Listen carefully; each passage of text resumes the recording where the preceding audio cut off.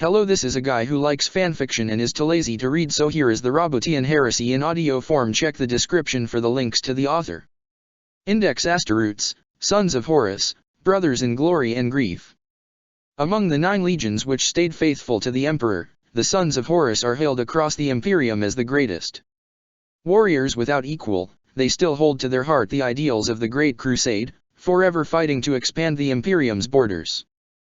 There are few warriors as revered and feared as them in the galaxy, and the legacy of the first War Master still echoes today on a million worlds. Yet the shadow of their fallen Primarch looms over all scions of the 16th, driving them to bouts of melancholy and unbridled fury.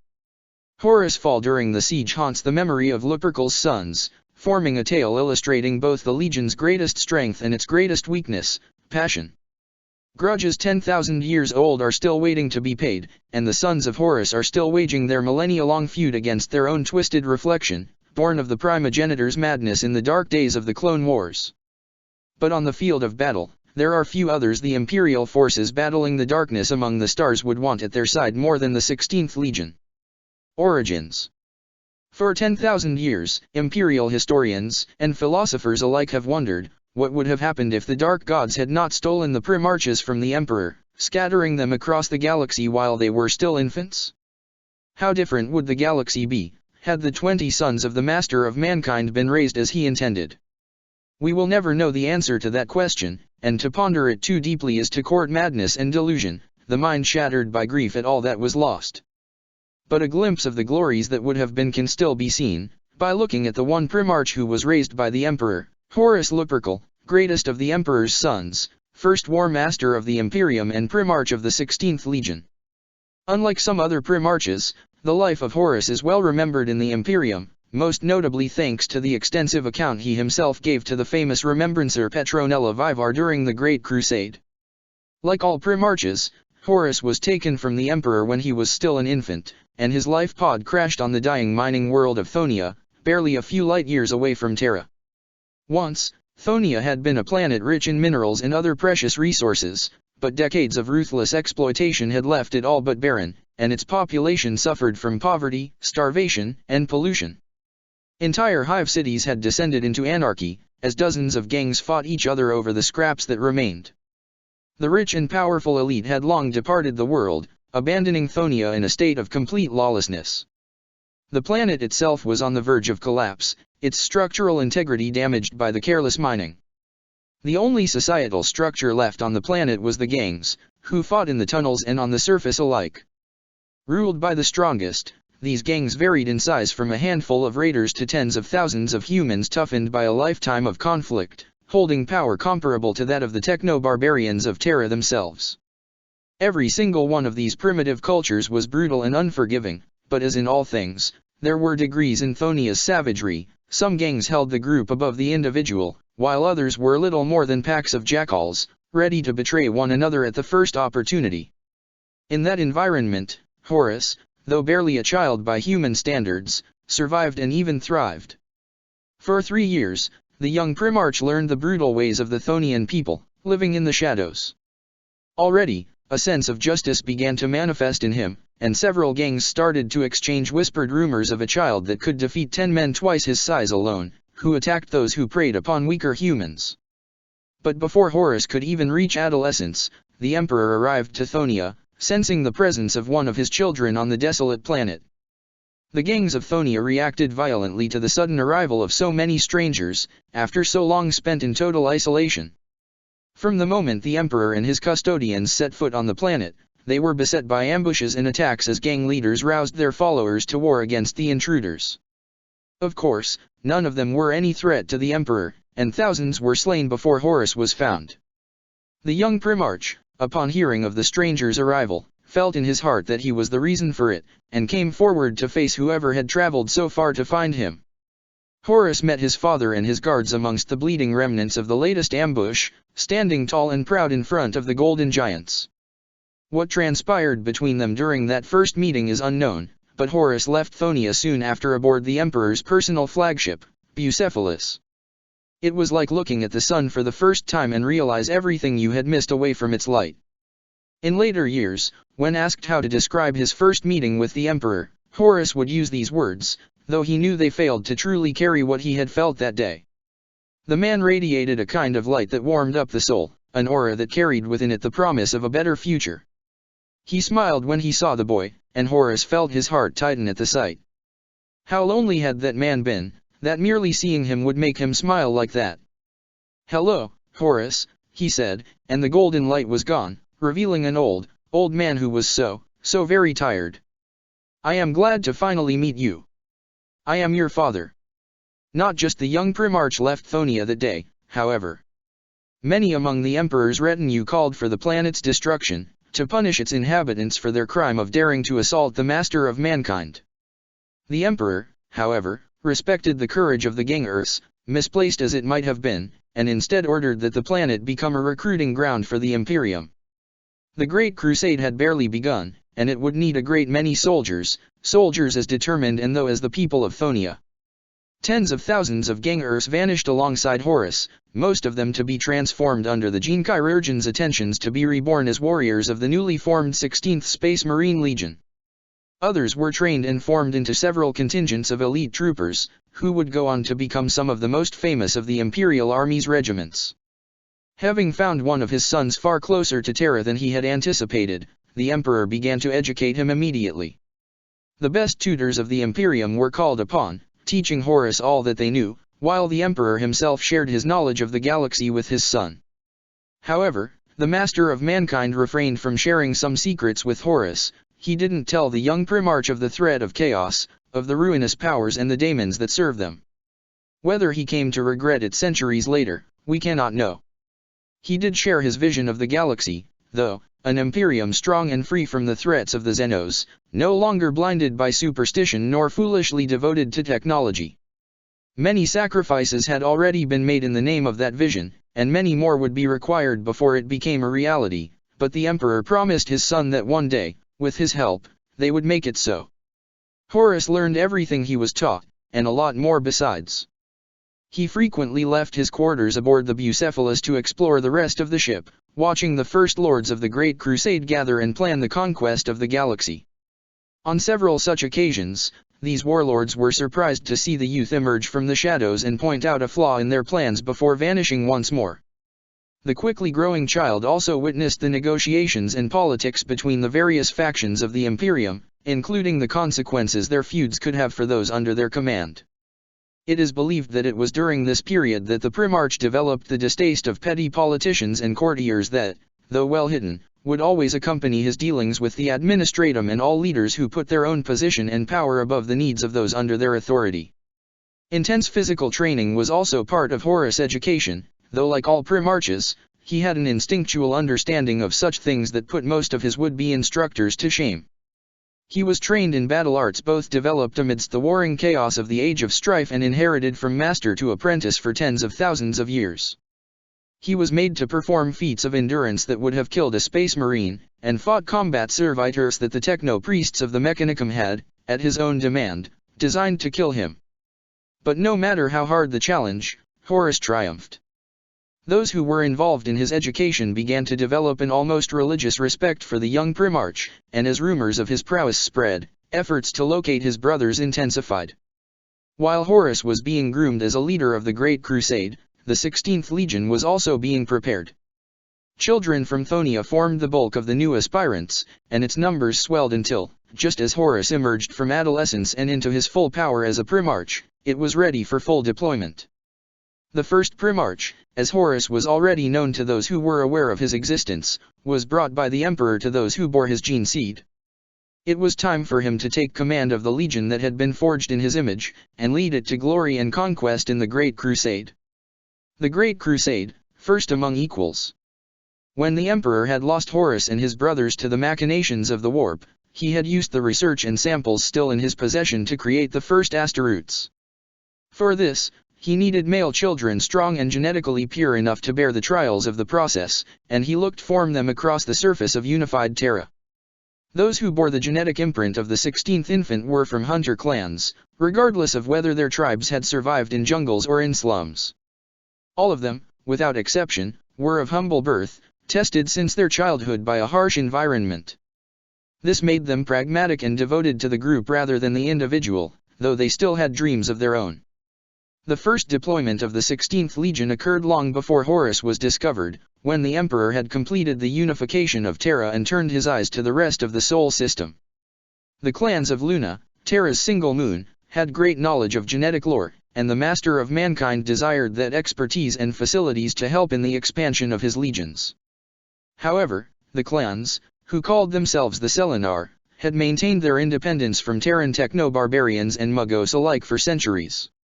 Though they welcomed his ambassadors, they refused the Emperor's offer to become part of the Imperium, secretly laughing at the imperial truth.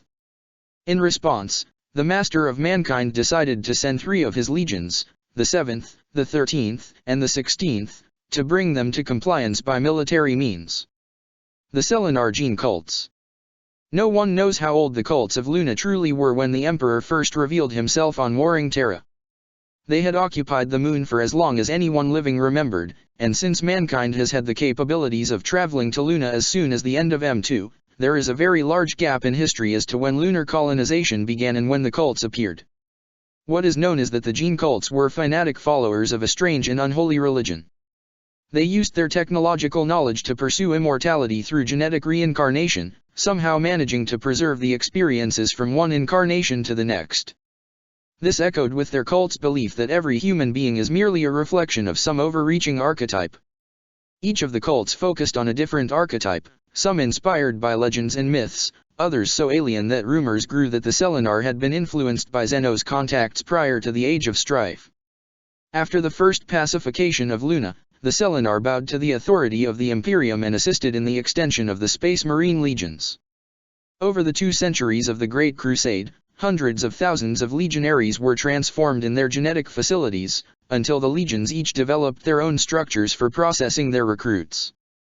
This led to the cults slowly losing their use to the Imperium, and while the Emperor, and later the High Lords of Terra, have kept to the agreement that was reached after the first pacification, their numbers diminished over the years. Eventually, the gene cults died out, their domed cities left alone on the Terran moon. Many tech priests have attempted to breach them and claim the secrets that remain hidden there, but few have returned alive. The last of the Selenar left safeguards to preserve the legacy of their kin from plunderers. There are rumors that not all Selenar accepted their submission to the Imperium. According to tales that are only accessible to the most highly ranked inquisitors, it was a group of such disgruntled gene-rights who sabotaged the gene seed of the 3rd Legion soon after its inception, leading to the catastrophic losses the Emperor's children suffered before their Primarch was found. According to these hidden texts, the reason the war waged by the 16th Legion on Luna is known as the First Pacification is because, following this act of treachery, the Emperor sent the 3rd Legion to wage a second war against the rebels, one that was erased from almost every record to preserve the Selenar cults who had remained faithful to their oaths. As soon as they realized that the time of diplomacy had passed, the gene cults prepared for war. Their usual divisions were quickly cast aside in the face of the possibility of losing their independence, and when the legions arrived to Luna, they found their foes ready. The 16th Legion had been chosen to be the vanguard of the assault, and they struck with all the fury that would become legendary in centuries to come. The anti-orbital weapons of the cults, marked by spies hidden amongst the diplomatic envoys, were destroyed by squads of Astaroths, and the warriors then spread in the subterranean tunnels of the cults, butchering all those they came across. The cults fought back with their gene rights, genetically altered beings designed for conflict, but they were no match for those who had received the Emperor's own alterations. Soon, the 2 other legions began to advance and seize the genetic facilities, finding their defenders terrified and broken. After a few hours, the leaders of the gene cults called out to the Emperor, begging him to stop the killers he had let loose in their midst. The words, "Call back your wolves," became part of the 16th Legion's folklore, and soon after the first pacification of Luna, the Emperor himself bestowed these warriors with the name of Luna Wolves, in acknowledgement of the great service they had done the Imperium that day. With the genetic facilities secured and the compliance of the gene cults enforced, the legions could now grow to match the needs of the Imperium. The first Thonian recruits became Luna Wolves on the very moon that gave the legion its name, and when they were ready, the Emperor brought Horus to them so that he might take command. Under the leadership of their Primarch, the Luna Wolves left the Sol system to take their rightful place at the Great Crusade's forefront. More worlds were conquered by them than by any other legion, though their way of making war often left the worlds in their wake crippled. The Luna Wolves kept following the same tactics they had used on Luna, and before that in the gang wars of Thonia, they went directly for the enemy leader, not hesitating to use excessive force to end a conflict as quickly as possible. While the infrastructure of the worlds they brought to compliance was often more or less spared from the destruction, the hierarchy was always beheaded, leaving the Imperial adepts sent after them with a much harder task of integrating the planet into the Imperium. The Lupercal Tank. It was during the Great Crusade that the quest for knowledge of the Adeptus Mechanicus began. This sacred undertaking, still unfinished after 10,000 years, has the goal of gathering all the lost STC schematics used by mankind during the Dark Age of technology. These templates are more valuable than entire worlds, and the Mechanicus has been known to start wars at the mere rumor of their presence. As the Imperium expanded, many of the worlds brought to compliance were found to have some STC left on them from before the Age of Strife. The Mechanicus greedily reclaimed them, as part of the pact that was forged between the tech priests of Mars and the Emperor. While some of these templates were part of forbidden branches of technology and others were buried within temples, never to see the light of day, many were incorporated into the new Imperium, to serve in the effort of the Great Crusade. One of such designs was the Lupercal Tank, so named after the aggression displayed by the 16th Legion. Used to this day by almost every regiment of the Imperial Guard, bar those from worlds too technologically regressed to be able to use it, the Lupercal Tank is incredibly versatile. It can be adapted for almost any kind of battleground, from the streets of a hive city to the dunes of a chemical wasteland. Weapons can also be replaced easily, learning to drive it is ridiculously easy, and it can run on anything even remotely fuel-like. Forge worlds churn out billions of these war engines every year, and they are used across the galaxy to fight the many enemies of the Imperium. Not all human worlds found by the expeditionary fleets led by the Luna Wolves were conquered, of course. On many worlds, the words of the iterators were able to convince the population to embrace the imperial truth and join the growing Imperium not in violence, but in celebration. In the case of the expeditionary fleets that Horus himself led, it was very rare for human worlds to refuse integration into the Imperium indeed. The charisma of the first Primarch was almost impossible to resist, even for legionaries. Many planetary leaders intent on politely refusing the offer to join the Imperium left the meeting wondering why they had even wanted to do such a thing in the first place, convinced of the righteousness of the Imperium. As the Great Crusade went on, the lost Primarches were rediscovered one after the other. Horus made sure to meet each of them when he wasn't present at their discovery, and through his charisma, formed strong bonds with all of them. Even bitter Korax and prideful Fukin couldn't help but like their elder brother, and it is said that all of them, in private at least, acknowledged that he was the greatest among them. Still, there were those brothers with whom Horus had an especially close relationship. Among those was Fulgrim, for Lupercal and the Phoenician forged their bonds of brotherhood in the fire of battle and conquest. When Fulgrim was found on the world of Chemos and given command of his own legion, his sons were too few for him to operate alone. The Third Legion, named the Emperor's Children, in acknowledgement of their Primarch's devotion, fought at the side of Horus in the Great Crusade, with Lupercal and the Phoenician forging a bond of brotherhood that transcended their blood ties. After 50 years of conquest, the numbers of the Third Legion had reached the level where they could operate on their own, and the two Primarches parted ways after them and their sons had renewed their oaths of brotherhood and sworn to come to each other's aid if the need ever arose. Soon after that parting, the Luna Wolves arrived to the world of Davin. With them came a contingent of word-bearers, whose Primarch Lorgar had recently been found on the arid world of Colchis. Leading the warriors of the 17th Legion was Erebus, one of the first chaplains to have risen from the Primarch's home world. Davin was a world populated by primitive tribes, many of which had devolved over the centuries of isolation into something that wasn't quite human. Despite this, and their primitive level of technology, they fought against the legionaries with great courage, impressing even Lupercal with their bravery. Horus was convinced that the tribes could be made to see reason and join the Imperium peacefully, and some clans even surrendered and helped the Imperium fight their fellow Davinites soon after the beginning of the campaign. However, Erebus came to the Primarch, telling him that he had watched the rites and beliefs of the Davinites, and that they reminded him of the cults that had held his homeworld's people captive for centuries before the coming of Lorgar. There is a sickness hiding beneath the surface of this world, my lord. We must purge it with fire, rather than allow it to endure, or try to treat it with words. Erebus words to Horus Lupercal, on the Davinite tribes. Erebus convinced Horus that the planet had to be cleansed of these religious beliefs, and that none of its corruption could be allowed to spread. He told the Primarch of the human sacrifices performed by the Davinite tribes allied to the Imperium where the legions couldn't see them. He warned that these tribes were only pretending to join the Imperium, sacrificing their own in order to protect their twisted lifestyles.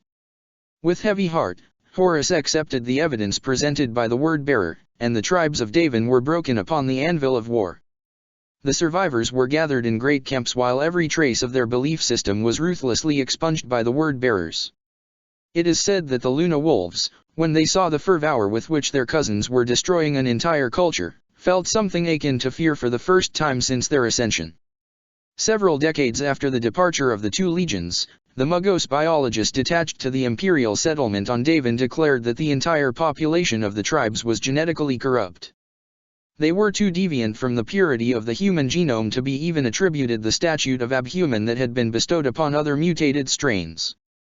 The entire population was eliminated, and new colonists were brought to Davin, though the world has, to this day, retained a dark reputation.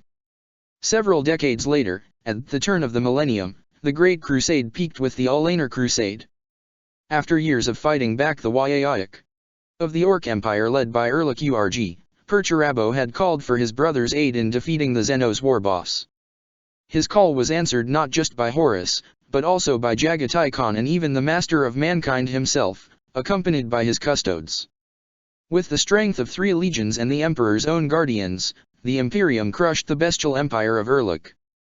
The Iron Warriors grounded the Orcs to paste, while the White Scars sowed confusion and discord among their lines with lightning strikes. Horus and the Emperor, for their part, struck together at the very heart of the Green Horde. Back to back, the Master of Mankind and the first Primarch descended upon Urg's fortress, and slew the Orc war boss. This glorious moment is immortalized on one of the walls of Lupercal's Cathedral on Terra, where the 2 greatest heroes of mankind are depicted striking as one against the Xenos beast. It is said that any who look upon the wondrous image cannot help but weep, both at the magnificence on display and in sorrow that it will never be again. After the death of Erlik Urg, the Orc Empire of Olaner was broken, and the planet purged of greenskins entirely. This marked the destruction of the last great Xenos dominion capable of presenting a threat to the Imperium as a whole. There remained many alien empires to break, many human worlds to bring into the fold, but the last known threat to the Emperor's vision had been beaten. The victory at Olaner heralded a new age for mankind, and the Emperor ordered that a great triumph be held in celebration. Mountains were raised, oceans drained, and avenues the size of continents were traced on the perfectly flat surface that was left behind them. Upon those defiled billions of imperial soldiers, hundreds of thousands of legionaries, and titans of legios from forge worlds across the entire galaxy. Though we do not know whether or not their brotherhood was complete, it is known to us that most of the Primarches were there as well. They watched the triumph, which had become more of a celebration of the entire Great Crusade than merely of the victory at Olaner. Then, at the surprise of all those present, the Emperor announced his intent to withdraw from the front of the crusade and return to Terra, where a great work awaited him. Despite the protests of Angren and others, the Master of Mankind was inflexible. He named Horus the War Master of the Imperium, Supreme Commander of the Great Crusade. To Lupercal now would fall the task of coordinating the greatest endeavor in the history of humanity. Humbled and shocked, Ours accepted the honor his father had bestowed upon him, vowing that he would not fail his expectations. To mark this change from one Primarch among others to the leader of the entire Imperium's military might, the 16th Legion was renamed from the Luna Wolves into the Sons of Horus. The Emperor also declared that Magnus would return with him to Terra, alongside the greatest scholars of his legion, save for Ahriman, the first captain, who would lead the rest of the 15th Legion and join with Horus to assist him in his new duties. I cannot tell you my plans, Horus. Not yet. Until I and Magnus know for sure that what I intend is truly possible, I refuse to burden you with hope that may prove false. If I fail, if I cannot complete my grand vision, then it will fall to you and your brothers to guide mankind, my son. You must find your own path, your own dream, your own ideal, so that if mine cannot become true, you will have the strength to make yours a reality. It was soon after the triumph that Guilliman, bitter at not having been chosen, asked Horus the permission to take his own expeditionary fleet, the 12th, and go out beyond the borders of known space. Horus, seeing the wound on his brother's pride, allowed it, believing that Robout's temper would cool during his journey. Ultimately, this would prove a terrible mistake, but at the time, Horus genuinely believed that Guilliman's anger would pass, and it probably would have, had the dark gods not conspired to twist the heart of the avenging sun. As War Master, Horus continued to uphold diplomacy as the first approach to any human culture, stating that, there are enough Xenos in the galaxy that want to destroy mankind without us killing each other. Under the influence of his brother Kurz, he also tried to soften the general approach of the Imperium to human worlds, seeking to make sure that violence was always employed only as a last resort. He had various degrees of success. Even the reach of a War Master wasn't large enough to touch every corner of the galaxy at once, but never ceased in his effort, supported by those of his brothers who believed in his vision. However, Horus also showed a great distrust for the Council of Terra his father had appointed to direct the Imperium in his absence. To Horus, the civilians who sat there were unworthy of their rank and had only obtained them through political maneuvering and because the organizations they represented were needed by the Imperium. Malkator the Sigillite was the only member he respected, and even then he believed that the old man had been exposed to politics too long.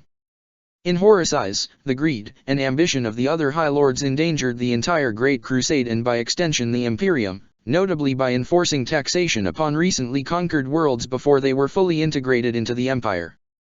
10,000 years later, this attitude is still displayed by his sons. In fact, considering the nature of the administratum, it is actually much worse.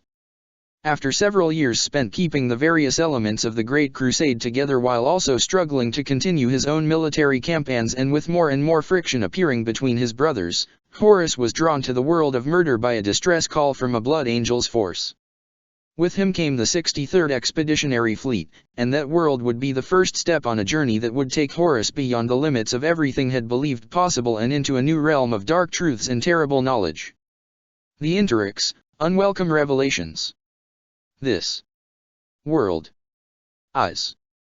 Murder. Last transmission from Captain Kataz Frome of the Blood Angels, leader of the 140th Expeditionary Fleet. The sons of Horus and Thousand Sons weren't the only ones to have heard the call for aid of the Blood Angels. Before them, a force of Emperor's children led by Lord Commander Eidolon had arrived, determined to rescue their cousins from the planet.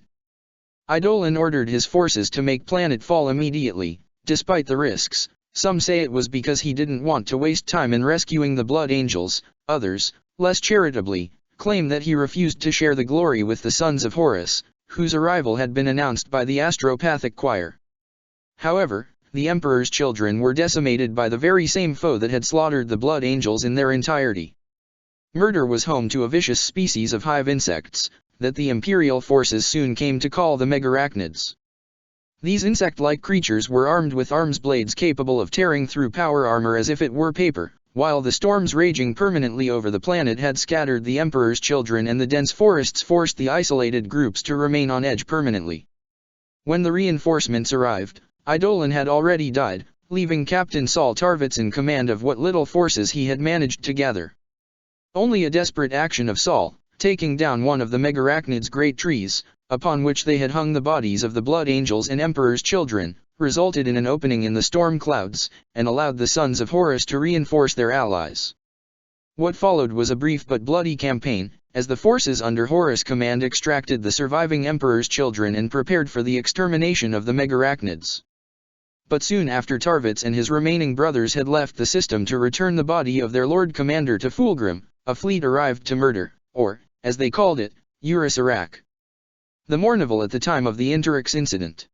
Ezekiel Abaddon, captain of the 1st Company, leader of the Justa Aaron. Tarek Torgadon, captain of the 2nd Company. Horus Aximand, captain of the 5th Company, known as Little Horus. Gavriel Loken, captain of the 10th Company. These newcomers were envoys of a human civilization that the Imperium hadn't met until now. Calling themselves the Interix, these humans had survived through the Age of Strife while maintaining a high technological level. However, They had also allied with various Xenos species, including the all but extinct Kindbrach, a race that had nearly destroyed itself in past ages and now existed under the protection of the Interix.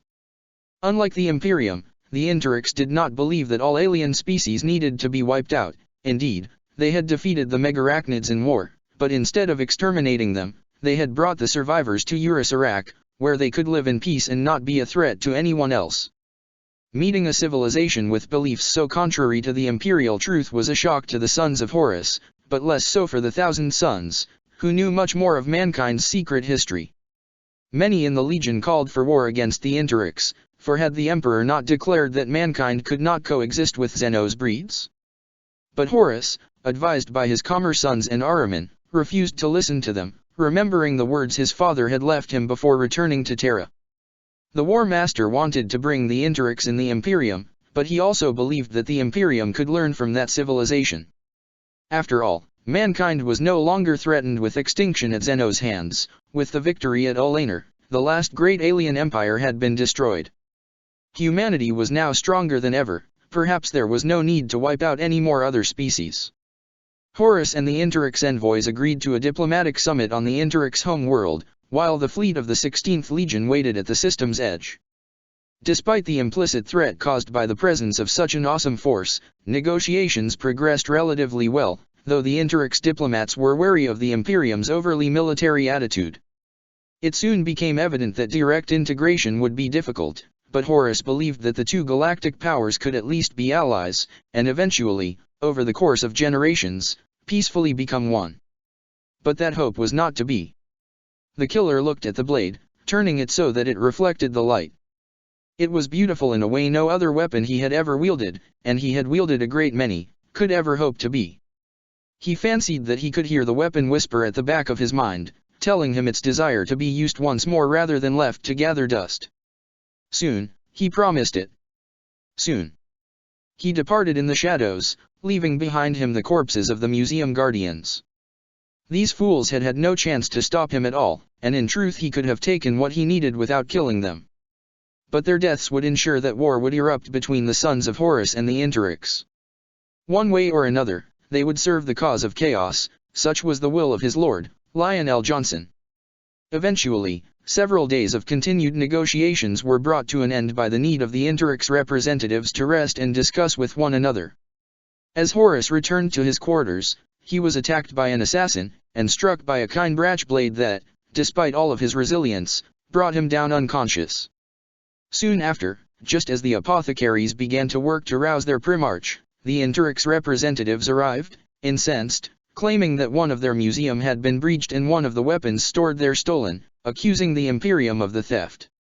For a brief and dreadful moment, it seemed that war would erupt, as First Captain Abaddon was enraged at what he perceived as a blatant attempt to get away with the murder of his father, but the rest of the Mournival restrained his rage.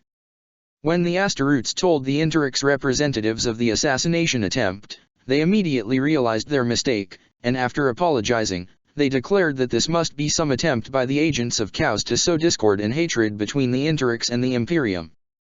At first, the sons of Horus believed that Chaos was an enemy of the Interix, and returned to praying for their Primarch's survival.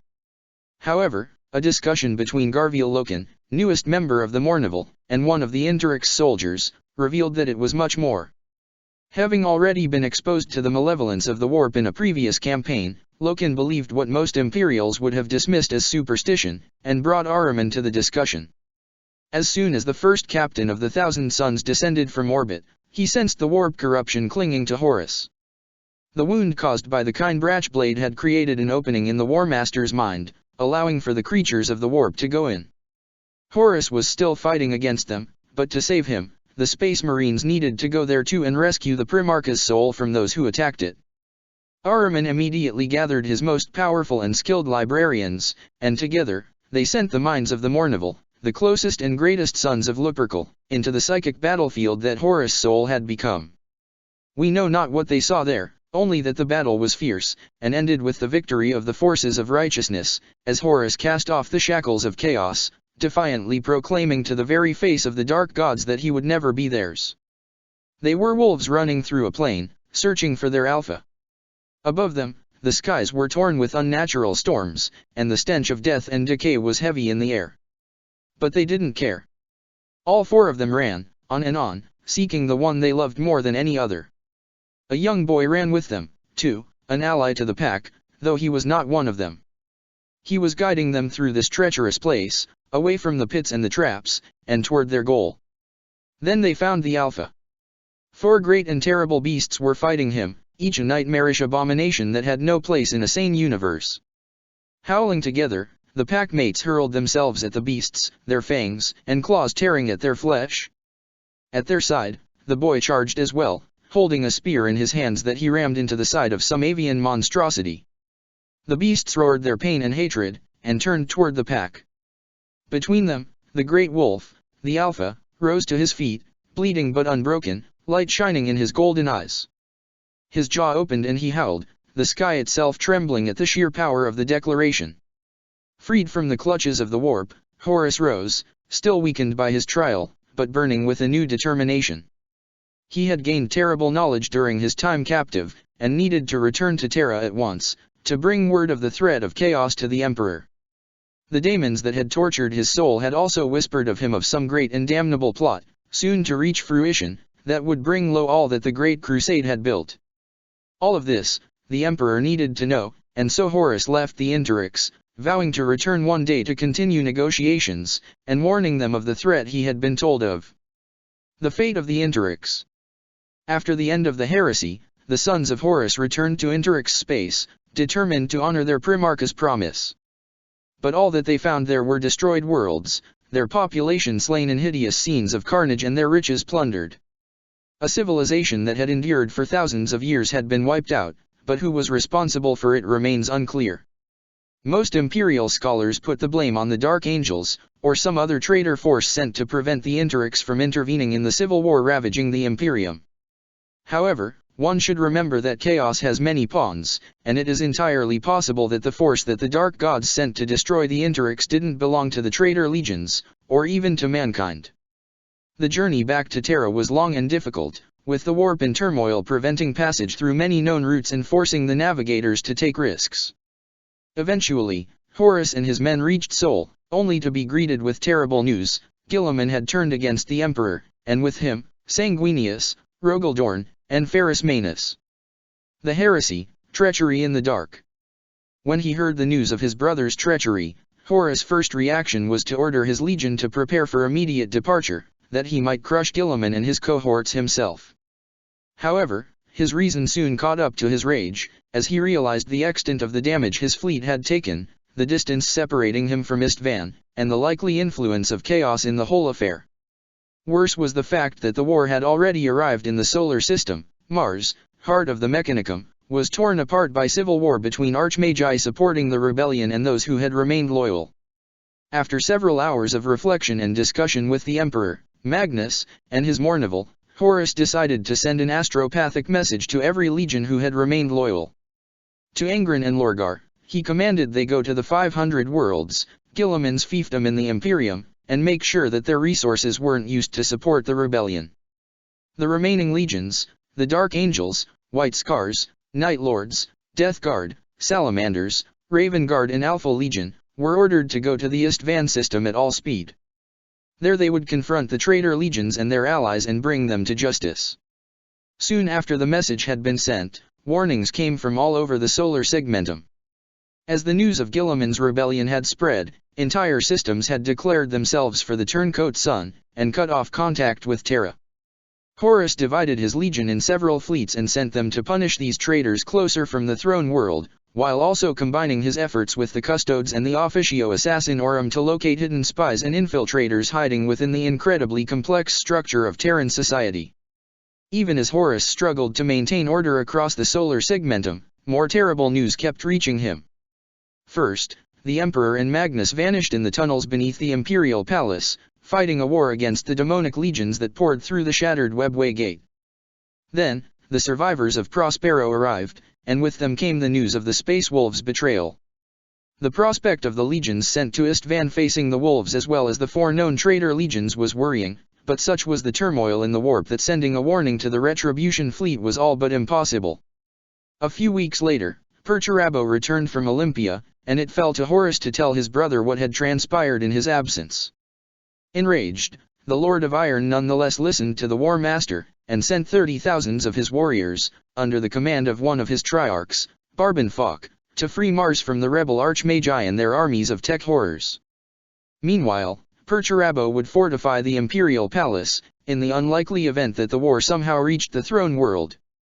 The most terrible news, however, was the reports that soon arrived from Istvan, carried upon the tumultuous tides of the warp ahead of the few survivors of the disaster that had occurred there. 4 of the 7 legions sent at Istvan, the Dark Angels, the White Scars, the Salamanders, and the Raven Guard, had revealed themselves as accomplices of Guilliman's treachery, and had all but destroyed the loyalist forces who had fought the traitors on Istvan. V. Conrad Kurz was dead, Alpharius was missing, and most of the Death Guard had perished. At the same time, the Word-Bearers and World-Eaters had been cut off from the rest of the Imperium as a massive warp storm erupted within the 500 worlds, trapping them in the hell Guilliman's kingdom had become. The Ultramarines began to advance toward Terra, while their allies scattered across the galaxy in pursuit of their own dark agendas. There were some among Horus' circle of advisors who wanted to take the Legion and meet the Ultramarines head-on, to crush them while they were isolated from the rest of the traitors. But the War Master knew that, for all the strength of his sons, they wouldn't be able to match Guilliman's warp-infused legionaries in open battle, not with the Iron Hands fighting at their side. Though it tore at his heart, Horus knew that the only chance the Loyalists had to defeat the traitors was to wait on Terra, hoping that the 2 legions he had sent to Ultramar managed to escape from the ruin storm. The worlds on the path of the traitor legions would burn, though the scattered Night Lords and Alpha Legion would fight alongside their defenders to the death. War Master. That is what it means, brother. The strength to do what must be done. Attributed to Horus Lupercal, during the Roboutian Heresy. Several years passed before the traitor legions arrived to Terra. All that time, Horus sat within the Imperial Palace, directing the efforts of his legion to keep the solar segmentum from falling apart and listening to what few reports made it through the warp, speaking of the atrocities unleashed by the renegades upon the worlds that resisted them, as well as many who didn't. From these fragments of abomination and the knowledge of chaos he had gained during his brief possession, Horus identified which of the traitor legions had succumbed to which power of the warp. This knowledge would prove useful during the siege. The sons of Horus were far from inactive during that period. They were all over the segmentum, helping the Iron Warriors build the defenses of the Sol system and hunting down infiltrators and outright rebels. They stopped a rebellion in the hives of Merica, whose rulers had long chafed under the yoke of imperial rule and saw Guilliman's uprising as their chance to reclaim their independence. Unknown to them, the emissaries sent by the arch-traitor to foster their resentment were actually daemon hosts, and when the sons of Horus stormed the would-be rebels' strongholds, they revealed themselves in all their terrible glory. In the ensuing bloodbath, several bloodlines that had ruled the continent for millennia were wiped out, and the population of Merica returned to the fold of the Imperium. Many other skirmishes were fought before the traitor armada arrived. Flotilla were sent ahead of the main fleet, stolen vessels packed full of crazed cultists, daemon ships created by the Dark Mechanicum, and other forces of the lost and the damned. None of these assaults reached Terra itself, but it was a rare week that the defensive cordon at the edge of the Sol system didn't have to destroy one of them and drag its wreckage out of the way for the shipments of food and supplies that constantly made their way to the throne world. When the ragged fleet of the Death Guard finally arrived, dragged from perdition by Mortarian's indomitable will, the defenders of Terra almost opened fire on them out of habit. Then, after years of fighting such a long and glorious war, the armies of the traitor legions and their allies finally arrived to the Sol system. The sons of Horus, warned by the seers of the Thousand Sons and the agents of the Alpha Legion alike, had all returned to Terra, ready to die on the walls of the Imperial Palace in order to defeat the arch-traitor and restore the rightful rule of the Emperor over the galaxy. The Siege of Terra, victory through sacrifice. Though they took a heavy toll on the rebel forces by making Guilliman sacrifice an entire fleet to thin the veil and bring forth a demonic armada, the outer defenses Perturabo had built in the Sol system were unable to stop the traitor legions. Both Horus and the Lord of Iron had known this to be inevitable, and they were prepared to fight both in orbit of Terra and on the throne world itself. The fleets of the 4th and 16th legions, alongside the remnants of the 14th and the 15th and hundreds of loyal Imperial Navy vessels, fought against the traitor fleet in the skies of Terra. For all their valor, however, they couldn't prevail against overwhelming numbers, and were eventually forced to withdraw, allowing the traitors to land. For the rest of the siege, under the guidance of some of the greatest admirals the Imperium has ever known, such as Tybalt Mar the Either, captain of the Sons of Horus 18th Company, the Loyalist fleet launched daring raids on the traitor fleet. In these assaults, the Loyalists focused on inflicting as much damage as it could before retreating in the immensity of the void between the worlds of Sol. And thus, the siege began in earnest. With the Death Guard decimated at Istvan V, the Iron Warriors having taken heavy losses in the Martian and Olympian wars, and the Thousand Sons never having had a huge number of warriors, the Sons of Horus formed the bulk of the Space Marines who fought for the Emperor at the beginning of the siege.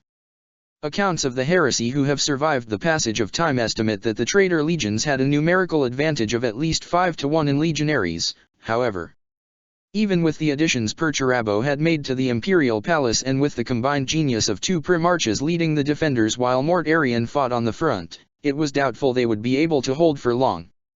Still, every man, woman and Astaroths on the walls was ready to die before taking a single step back. Then, moments after the traitors had landed, the odds suddenly changed dramatically. Guilliman, for all his planning and scheming, had failed to take into account the true nature of his allies, and they broke from his carefully designed battle plan almost instantly. The Imperial Fists, who had claimed the honor of landing first, charged ahead, their hatred of Perturabo's sons driving them to crush the walls of the palace themselves.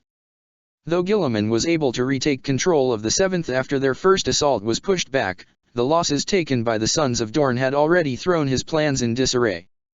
Then there were the White Scars and Space Wolves, those who had come to Terra, who completely ignored his instructions, mounting raids of their own and barely fighting alongside the other traitor legions. But worst of all were the Blood Angels, an entire legion that, in place of fighting to claim the Imperial Palace and seize victory for the rebellion, turned their attention on the defenseless population of Terra. Without the support of the Sons of Sanguinius, Guilliman found that he couldn't breach the walls of the Imperial Palace, and though his forces and the Loyalists both took tremendous casualties with each passing day, his control over the other traitor legions frayed more as well. For several days, the defenders of the palace believed that soon their foes would turn on each other. The knowledge Horus had gained of chaos told him that such an event was inevitable. But before the nature of the traitors became their undoing, Lupercal's was his own. From the command center in the Imperial Palace, Horus saw the horrors perpetrated by the 9th Legion, and his rage knew no bounds. After weeks of holding it back while directing the armies of the Imperium in defense of the palace, his wrath finally became too much to hold. He left the command of the defenders to Perturabo and went to the Eternity Gate, where he slaughtered the attacking traitor marines by the dozen. All the while, he shouted for his brother to show himself, to come and confront him, that he might face justice for his crimes. High in orbit, trapped in the veil of madness that had descended upon him at Istvan, Sanguinius heard the call of his brother, and returned to his senses. Driven by grief and guilt, he descended to face Horus, his mind torn between his desire to protect his sons and his horror at what they had become. The two Primarchs fought, and Horus claimed the upper hand. Sanguinius was brought low and laid at Horus' mercy, but just as the War Master was about to deliver the killing blow, he hesitated. Lupercal looked into his brother's eyes and saw not the monster he had become, but the angel he had once been. That second of hesitation was fatal, for Sanguinius' soul broke in that moment, and Slaanesh consumed him wholly. The fallen angel rose and drained Horus of his lifeblood, transforming into a daemon Primarch in the process. "Brother! What have they done to you?" Last words of Horus Lupercal, first War Master of the Imperium, allegedly. The death of Horus was a terrible blow to the Imperial defenders, but even more so to his legion. Perturabo had to exert all of his will to keep the Sons of Horus from charging recklessly into the enemy ranks, so strong was their urge for revenge. It is said Ezekiel Abaddon and Tarek Torgadon had to be physically restrained by the rest of the Mournival. Despair threatened to overcome the defenders, for with the fall of Horus had also come the sudden return of the Blood Angels from their butchery and into the fray. Then a Vox transmission echoed across all of the Terra, coming from the Legion flagship Andronicus, the Emperor's children, lost during the heresy and thought to have been destroyed, had arrived. Immediately after came another transmission, this one from Savator, Legion Master of the Night Lords.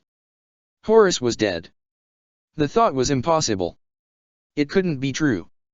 But it was. They had all seen it. They had seen their father falling to the one he had called brother, the one he had loved most. From up the walls of the imperial palace, they, like all other warriors, loyalists and traitors alike, had frozen and watched the moment the war master had died. Ezekiel and Tarek were enraged. Their screams were shaking the very stones of the imperial palace. But even as he held them back, with the help of Aximand and other warriors, Gavriel could hear the other emotion in his brothers' voices. Like him, they were being torn apart inside. "You can't go there, Ezekiel," he shouted, trying to make his brother see reason. "He will kill you." "I don't care. He killed our father. He must die. He must. He must." The words stopped even as the first captain ceased to struggle. Terminator armor wasn't designed to allow much freedom of movement, but Gavriel was fairly certain that had his brother worn a traditional suit of power armor, he would be on his knees. Ezekiel Abaddon, who had fought the enemies of the Emperor on 1,000 worlds, who had gone through the entire civil war with the same expression of contained fury on his face, was weeping like a child. And Gavriel knew that tears were running down his own face. He didn't care. Horus was dead. There was no hope. And then, they heard it. A change in the Vox transmissions. A difference in tone, at first so minute anyone with less experience than them wouldn't have noticed it. Something had happened that was changing the course of the battle. A new transmission started to register in their Vox systems, and for a moment Gavriel couldn't believe the identifier on it. It was a code he had seen during the Great Crusade's early days, before Nakia, before Olaner, when the Luna Wolves had fought alongside another legion. Fulgrim. He breathed, unable to comprehend what he was seeing. No one had heard of the Third Legion since the beginning of the war.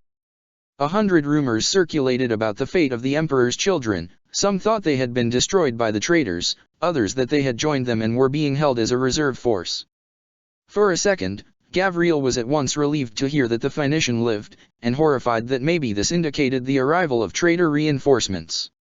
Then the words reached the grieving Mournival, their pronunciation rough, as if the one speaking them was doing so through grievous injuries. "In endless agony reborn. By the blades of true brothers returned. Enemies of the Emperor, we have come for you." In orbit and on the ground, the two legions unleashed all of their might against the traitors. The members of the Mournival, now in command of the 16th Legion, seized the opportunity. As they ran through the Imperial Palace, they communicated with the leaders of the two newly arrived legions, forming a plan that was as bold as it was desperate. While the Night Lords prevented the arrival of enemy reinforcements, the Mournival, together with their 4 companies, would attack the Eternity Gate. The 4 warriors at the head of this assault, each a legend of the Great Crusade in their own right, were determined to slay the vile traitor Sanguinius and reclaim their father's body. They were dying. Worse, they were losing. What had begun as a glorious countercharge against the tide of darkness had turned into a desperate struggle for survival. In his mind, Ezekiel Abaddon knew that this was to be expected. No matter what he had become, Sanguinius still possessed the might of a Primarch, and no mere legionary could challenge such power. But his heart felt very differently. His heart burned with the thirst for righteous revenge, sorrow at his father's demise, and a primal, animal need to help his comrades. Little Horus, Aximand, was on the ground, his guts torn open, half his face torn away by the blade of the traitor Primarch. Tarek had lost his left arm, but he still fought, back to back with Gavriel, brave, stalwart Gavriel, even as they both bled from a dozen wounds. And what was he doing, he the first captain, he whose battle rage and martial skills were legendary across the Imperium? He was dragging himself on the ground like a worm, inch by inch, toward the corpse of his father. He didn't know where the idea had come from, and yet he knew that there was only one way for them to kill the monster Sanguinius had become. With hands that trembled both because of the pain wrecking his body and that burning in his soul, Abaddon detached the great talon from his father's hand, and slid it upon his own. It shouldn't have worked. For all the simplicity of its use, the brutal elegance of its design, the talon was still a weapon of war that had been forged by the Fabricator General of Mars himself as a gift to Horus. It should have taken half a dozen tech priests several hours of rites and calibrations to adapt it to Abaddon's Terminator warplate, to link between the weapon's machine spirit and that of the armor. And yet, the moment the talon of Horus slammed into place around Ezekiel's hand, the lightning claw roared into life, power coursing through each blade. The first captain thought he could feel the weapon's rage, its desire to avenge its fallen master just as great as his own. Abaddon felt a surge of strength through his battered and bruised body, and leapt to his feet before charging with far more speed than he had ever displayed.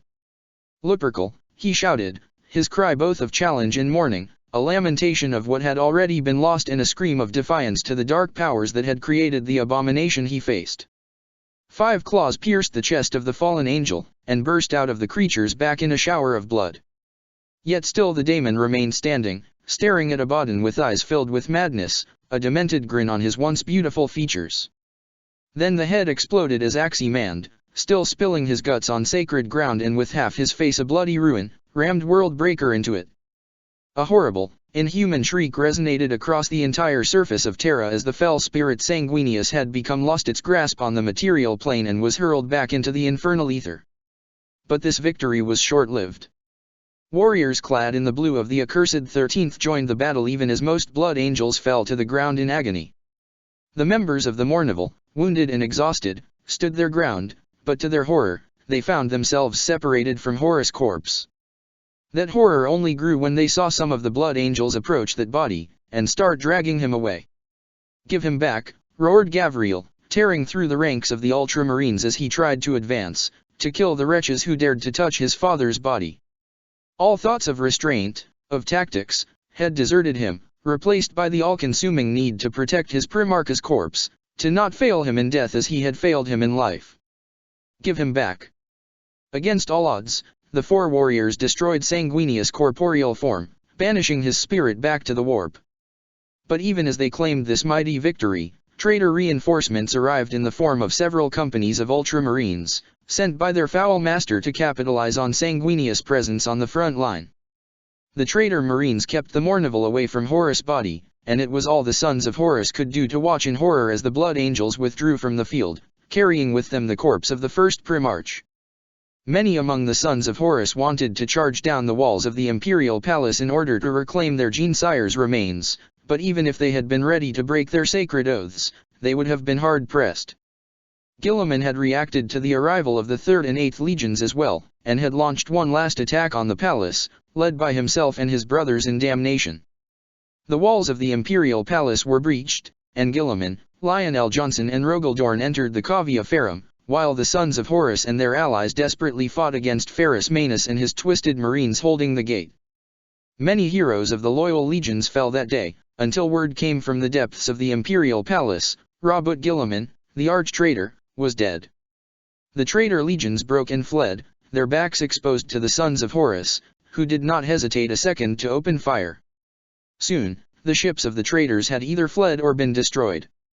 The heresy was over, and the Imperium had triumphed, at the cost of its founder and its bravest and most noble sons and daughters. Post-heresy, a stained honor. I was there, the day the Great Crusade ended. I was there, the day Horus died for the Emperor. I was there, the day the Emperor died for mankind. I was there, the day the Black Legion was born. And I will be there the day it dies. Unknown warrior of the 16th Legion, generally attributed to Garviel Loken. Though the Emperor had defeated Guilliman with the help of Fulgrim, the Master of Mankind had been terribly wounded in the battle, and had to be sat upon the golden throne to preserve even the smallest flicker of his life. So it was that the sons of Horus, having already lost their Gene-sire and commander to the ravenous claws of chaos, also lost their liege lord to eternal silence. Amidst the confusion that followed the flight of the traitor legions and the arrival of the 12th and 17th legions, it fell to the members of the Mournival to hold the Imperium together. With the Emperor silent and Malcador the Sigillite dead, the possibility of the Imperium collapsing was entirely too likely. It was the combined efforts of the 4 warlords who kept this downfall at bay, for together, they held the same strengths and skills as their lost father.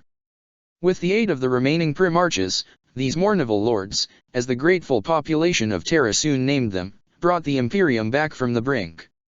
From the survivors of the heresy, they named new lords of Terra to replace those who had fallen. In an act that helped seal the authority of this new council, they bowed to the decision that no Primarch or Astaroths would hold authority over the Imperial army, to prevent such an event as the heresy from happening again. The title of War Master, bestowed by the Emperor upon Horus, was also stripped of much of its power, becoming a rank the High Lords would grant to the greatest generals only in time of dire need, and for a limited period. So did the Imperium begin to rebuild itself after the horrors of civil war. But the darkness unleashed by Guilliman was far from banished. Though they had fled from Terra, the traitor legions still haunted the galaxy. Once the Lords of Terra were firmly in control of the throne world and the nearby systems, the sons of Horus prepared to join in the effort to scour the traitors from the stars. Together with the entire force of their legion, the four Mournival Lords waged terrible war upon the enemies of the throne. On 1,000 worlds, the sons of Lupercal fought against traitors from all legions and their allies, both human and demonic. The rage and sorrow they felt for the death of their father, for the loss of the Emperor, for the doom of the Imperial truth, was finally unleashed. The wolves of Thonia mourned their liege in a manner befitting their kin, by making pyres of their enemies' broken corpses. Yet for all their fury, the sons of Horus weren't invincible. The scouring inflicted grave losses on the legion, and by the time the last of the traitor warbands was either destroyed or cast behind the walls of the iron cages, less than 10,000 legionaries remained who wore the Eye of Horus. 2 members of the Mournival had also fallen, their deaths remembered and honored in every sanctuary of the 16th Legion. Tarik Torgadon, captain of the 2nd Company, fell in battle against the Daemon Prince Samus. The creature had already been defeated several times during the heresy, but it had always found a way to return to the Matorium. Tarik, however, managed to inflict such damage upon the Lord of the Immaterium that it still has to reappear today, after 10,000 years of banishment. Samus is here, growled the beast, bending its head so that it could look down upon the battered, lone warrior who faced it. Tarik laughed, and the creature roared in fury at his mockery, or perhaps it was fear. In his hands, the son of Horus held World Breaker, the weapon that had killed a Primarch. He had been the one to receive it after Lupercal had fallen. Aximand, though he had used it against accursed Sanguinius, had refused it. Did the beast recognize the weapon, Tarik wondered? Did it fear it, more so than the warrior that wielded it? If so, then it was a fool. Samus is here, it bellowed, raising its weapon, a hideous thing of black metal and twisted angles. Not for long he isn't, Tarik promised, and charged the Daemon Prince, his Primarch's power maul held high. The second of the Mournival Lords to fall during the scouring was Horus Aximand. The captain of the 5th Company lost in life in a duel against Sigismund of the Imperial Fists. Aximand's forces, made of sons of Horus, but also Imperial Navy and Mechanicum ships, had found the 7th Legion as it fled toward the Eye of Terror. But just as they were ready to wipe the foul sons of Dorn and their Primarch from the galaxy, Sigismund launched a daring attack on Aximand's command ship, disturbing the formation of Imperial forces and giving his legion an opening to escape. Aximand fell by the blade of the champion of Kern, but in what was either an insult or a sign of respect, the destroyer left the body intact instead of taking his skull. "You fought well," said Sigismund as he pulled his blade from Aximand's chest. The daemon weapon, forged in the fires of the Blood Crusade, pulsed with hunger as it sought to devour the soul of its victim, only to find it too strong. His 2 hearts had been pierced, blood was gushing from the wound, yet somehow the Mournival Lord remained standing. His face, regrown and reattached after his fight with Sanguinius, stared at the Imperial fist before him like that of an ancient king rendering judgment upon a criminal, and Sigismund felt the vestige of something akin to fear, or was it shame, inside him. Without a word, his sword, the blade Morn et al., came down upon Sigismund's own hastily raised blade, and the 2 weapons shattered under the strength of the impact, sending both Aximand and Sigismund flying across the ravaged bridge. Aximand's corpse hit the wall and slid to the floor, while Sigismund was engulfed in a whirling maelstrom of warp energy and, with one last scream, was taken from the material plane by the rage of the unleashed daemon. With the scouring complete, the sons of Horus returned to their various strongholds, to heal their wounds, repair their ships, mourn their brothers and replace their casualties. There was peace in the Imperium, though the Imperial truth had been forever broken, and faith and superstition were rising in its place. Several decades passed, which the sons of Horus spent rebuilding what they had lost. Then, 100 years after the Battle of Terra, an astropathic message from the iron cage around the Eye of Terror reached the Legion's headquarters in the orbit of Thonia. Kadaya had fallen to the 9th Legion, the message said. That alone was bad news enough, for the fortress world had been one of the best defended of the Iron Cage, and the linchpin of the Iron Warriors' efforts to keep the traitor legions contained. Yet even worse was the rest of the message, which spoke of malformed clones fighting alongside the Blood Angels, whose traits uncannily resembled those of the dead War Master, and whose gene seed their dissected bodies had revealed they shared. Another traitor had been sighted as well, Fabius Bile, once the first apothecary of the 3rd Legion, who had disappeared during the Bleeding Wars and had been presumed dead. The abominations fought under his banner, and he also appeared to be in relative control of the Blood Angels. The first of the Black Crusade had begun, and the Imperium's armies must be raised to fight and cast the traitors back into their infernal prison. The piece of information that set the Sons of Horus on the warpath, however, was the fact that several witnesses claimed to have seen the body of Horus Lupercal being brought to Kadaya and into one of the laboratories built at Fabius' command. After relaying the message to the Emperor's children and demanding that Fulgrim explains the actions of his son, the full might of the 16th Legion departed for the border of the war zone, where it joined with the Iron Warriors and the Emperor's children. With the first, devastating counterattack led by the Mournival Lords themselves, the Clone Wars began. The traitor forces under Bile's command had claimed dozens of systems during the initial push, only to settle down as their master began to use the captured population and legionaries for his unholy experiments. Reclaiming these worlds and purging them of heresy would be a task that would last for many years, but from the moment the Sons of Horus fought against the creations of Bile for the first time, their sole focus became the destruction of the primogenitor and his foul get.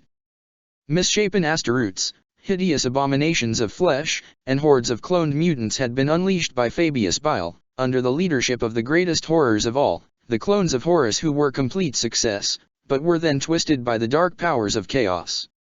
These warlords commanded the armies created by their primogenitor, and called themselves the Black Legion, a malevolent reflection of the 20 Space Marine legions created by the Emperor at the dawn of the Great Crusade. In daemonships forged in the Eye of Terror by the Dark Mechanicum, they rampaged across the territory conquered by the Black Crusade, and the Sons of Horus vowed to bring every such abomination down, no matter the cost. The Black Legion. Of all the warbands and gatherings of traitors and heretics, the Black Legion is the most foul, and perhaps the most powerful. Born from the spawn of Fabius Bile's failed experiments, its strength has waxed and waned over the ages, yet never has it been completely eradicated, and Imperial strategists fear that such a feat is impossible. Their banner of the eightfold Star of Chaos Undivided has been raised on battlefields across the breadth and width of the entire galaxy, against all manners of enemies, though most often against the forces of the Imperium. None of the 4 Chaos Gods are especially favored by its members, though individuals within its ranks do walk the path to glory, with several having reached its ignominious end and been reborn as Daemon Princes.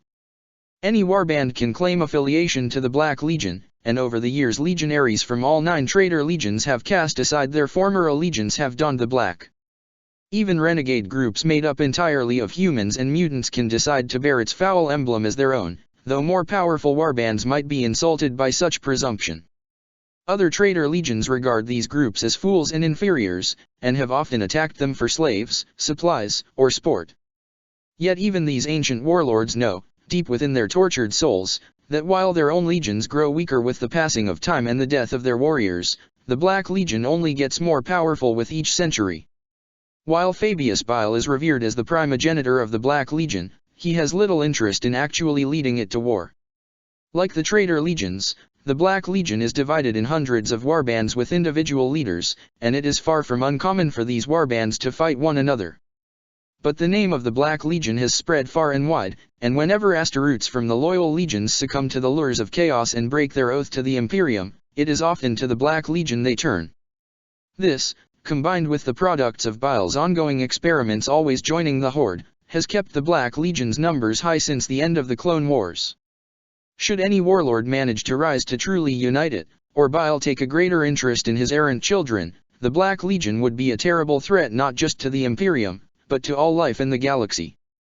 For several years, the Sons of Horus fought to purge the Imperium from the taint of the Black Legion and the Blood Angels. With the help of the Iron Warriors and the Emperor's children, they managed to push back the forces of chaos, until eventually the warriors of the 9th Legion were recalled in the Eye of Terror. The War of Woe had begun, and Azkaban needed every warrior to oppose the Imperial fists. This allowed the Imperial forces to launch one final attack, directly onto the invaders' primary fortress. There were the cloning facilities from which the monsters of the Black Legion were spawned. There laid the desecrated corpse of Horus Lupercal. There was the primogenitor. While the Iron Warriors fought in orbit against the chaotic fleet, the Emperor's children and the sons of Horus descended upon the planet to purge it of evil. After much discussion, it had been decided that the 16th Legion would destroy the cloning facilities and reclaim their father's body, while Fulgrim himself would hunt down his wayward son and bring him to justice. The Battle of the Clone Pits was grueling and nightmarish, with the sons of Horus facing countless abominations. Ezekiel Abaddon, Mournival Lord and hero of the Great Crusade, was separated from his forces, and brought low by no less than 3 of the horrendous clones of his Primarch, though he killed them all in return. In the end, it was Gavriel Loken who reclaimed Horus' body, and later ordered it burned so that it could never again be used against the Imperium in such a manner. The cloning labs burned with their progeny, but Bile escaped judgment, unleashing a horde of malformed clones of Fulgrim upon his Primarch to slow him down while he cowardly escaped. The Clone Wars were won, but many of the creations of the primogenitor escaped, and they would haunt the Imperium for millennia to come. Lupercal. Abaddon howled as he plunged the talon into the chest of another clone. The 4 blades burst out of its back in a shower of blood, and the abomination fell. But there were still 2 more, and Ezekiel was bleeding from a dozen grievous wounds. The assault on the cloning facilities had not been easy, and he had gotten separated from the rest of the Justa Aaron. My own damn fault, he thought as he turned to face the remaining clones. If I hadn't charged ahead. He shook his head. Regrets meant nothing now. Whatever happened to him, Gavriel would take care of things. He would make sure this place was burned to the ground. Some part of Abaddon wondered if perhaps he had deliberately pushed forward, ahead of his men. Perhaps he couldn't bear it any longer, they had lost so much. The faces of lost brothers haunted Abaddon's nights, driving him to ever greater feats of endurance and martial skill to avenge their spirits. I will see you soon, brothers, father, he whispered, before forcing his burning muscles into motion once more, determined to meet the last abominations head-on. Lupercal, he roared as their blades pierced his hearts, and the talon cut through their armor and into their corrupted flesh. At some point, either during the end of the Clone Wars or soon after, Gavriel Loken, the last of the Mournival Lords to have held his position since the heresy, vanished. Not even in the Ordo's most secretive archives can any clue as to his ultimate fate be found, save for a single quote that is believed to come from him and that predicts his presence on the day the Black Legion is finally destroyed. The sons of Horus believe him dead, and honor him in the same way as the other 3 first Mournival Lords. The end of the Clone Wars marked the definitive transition for the 16th Legion from the heresy into the Age of Imperium. The sons of Horus scattered across the Imperium and started to wage the countless wars that would be required for mankind to survive. Always they are at the forefront of any expansion effort, thriving on the same spirit of conquest that inhabited them during the Great Crusade. But even then, the echoes of their past have never truly left them. Hundreds of champions of the 16th Legion have left their brothers over the millennia to go on hunting quests, vowing to bring the arch-renegade Bile to justice. Though several of them have claimed to have slain the betrayer, each time they have been proven wrong as the primogenitor reappeared, leading another raid in real space or having dealings with rebellions and cults across the entire galaxy. The reason for that apparent immortality is unknown, though there are several theories in both the 16th Legion and the Inquisition, ranging from dark pacts with powerful daemons to the most blasphemous of genetic perversions. During the 38 millennium, the animosity between Fabius Bile and the sons of Horus escalated to yet another level as the foul primogenitor unleashed one of his most cruel and twisted plans ever.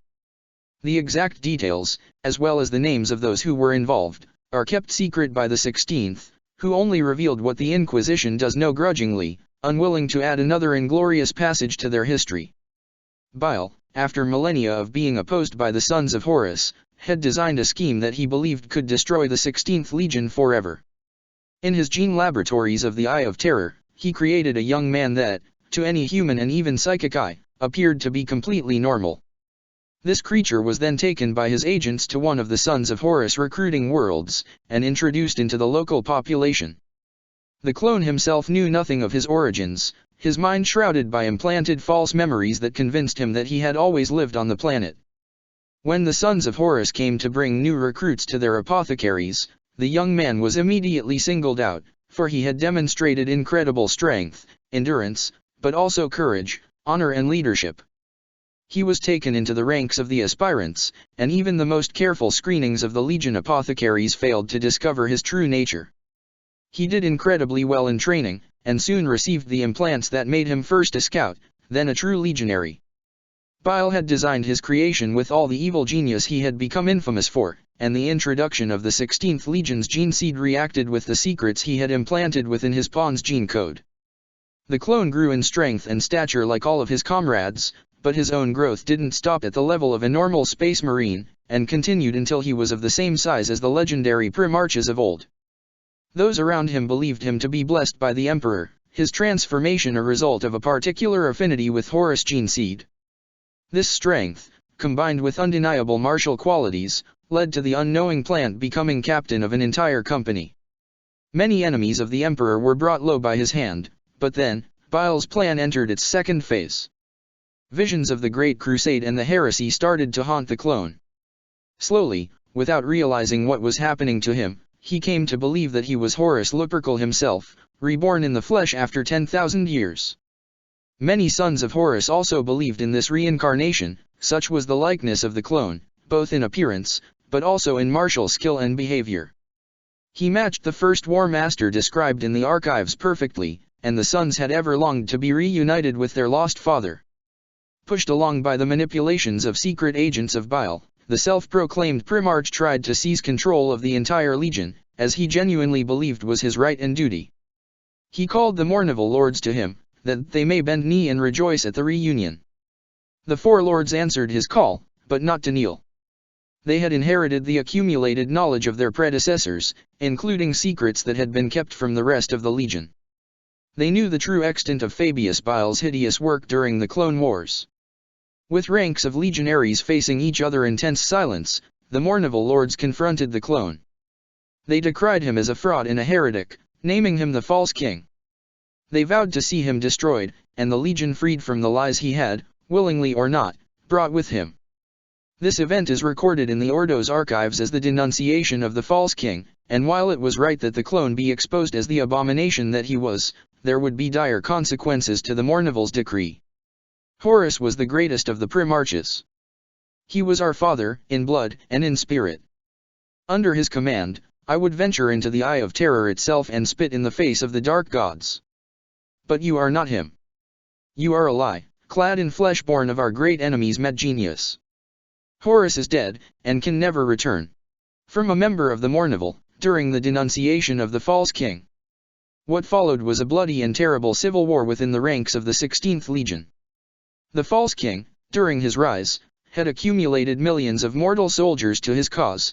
They had flocked to him, blinded by his greatness. Now they died under the might of the Sons of Horus, in a campaign that lasted for 3 months and reduced several once mighty worlds to ruin. Thousands of legionaries on both sides died, though several companies whose leaders had been deceived by the false king returned to the fold after some among their ranks rose against the treachery of their masters. As the conflict dragged on, signs began to appear that confirmed the words of the Mournival Lords. Warbands of the Black Legion started to take part in battles, fighting against the Sons of Horus unaligned with the false king and retreating rather than fight the others. Some of the warriors fighting under the banner of the one they believed to be Horus Reborn started to suffer from mutations, their librarians driven to insanity and corruption by the laughter of daemons. The War of the False King, as it came to be known, ended with the death of the cloned Primarch. By that point, the warriors that were still loyal to him were little different from Chaos Marines themselves, drenched in corruption and self-delusion. When the forces of the Imperium finally cornered him in his final fortress, his genetic makeup had begun to decay. He was afflicted with mutation and madness, at long last realizing the truth of his nature. It is said that he welcomed the blade that ended his life and freed him from an existence of lies. Every trace of his deeds before his rebellion were erased from the Legion's archives, and his very name was destroyed, to the point not even the Mournival lords know him by anything but the title they gave him during the denunciation. Brother. I am sorry. Last words of the false king, unverified. The Inquisition thoroughly investigated the warriors who had initially followed the false king but turned their back on him later. They willingly submitted themselves to these examinations, wanting to purge the shame of their deeds in any way necessary. A few of the false king men, however, survived and escaped, most of them joining the ranks of the Black Legion. It is said that they hope the primogenitor will give them another primarch to lead them, and are willing to perform any deed, no matter how vile, to earn this gift. 1,000 years after that terrible affair, yet another blow was dealt to the 16th Legion, though it came with what the Imperium at large considered a boon. In the year 392 of the 41st millennium, Lord Commander Solar Macarius was named War Master by the Senatorum Imperialis, and declared a crusade to expand the domains of the God Emperor to the confines of the galaxy. He led a massive army to the imperial frontier in the Segmentum Pacificus, the likes of which had not been seen since the days of the Great Crusade. The Sons of Horus had always supported those deemed worthy of the title of War Master, especially when they attempted to push the boundaries of the Imperium further. A full third of the 16th Legion joined the Macarian Crusade, with 2 members of the Mournival leading them and counting among Macarius' favored advisors. As per the tradition of the 16th, one of the Mournival lords sent was calm and collected, while the other carried with him the passion of the Legion, that the two might balance each other. However, the Mournival lord tasked with keeping both his brothers and Macarius' own drive for conquest fell in battle early in the crusade.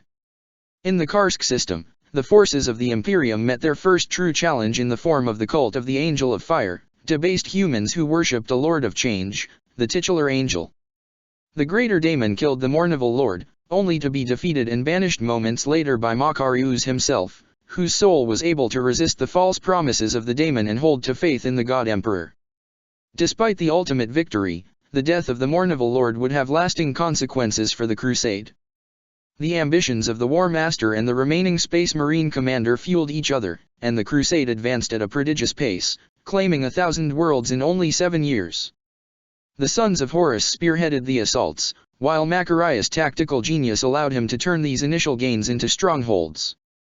As the year 399.M41 neared a close, the forces of the Imperium were approaching the galactic border, beyond which there laid only the cold blackness of the abyss, far from the light of the Astronomicon. At this point, even the remaining Mournival lord counseled Macarius to end the crusade, content in the knowledge that they had brought 1,000 worlds into the Imperium. But Macarius wanted more. He wanted to push on into the Halo Zone, to let nothing escape his conquering grasp. However, when faced with the opposition of the Sons of Horus, but also of most of his own generals and other advisors, he relented.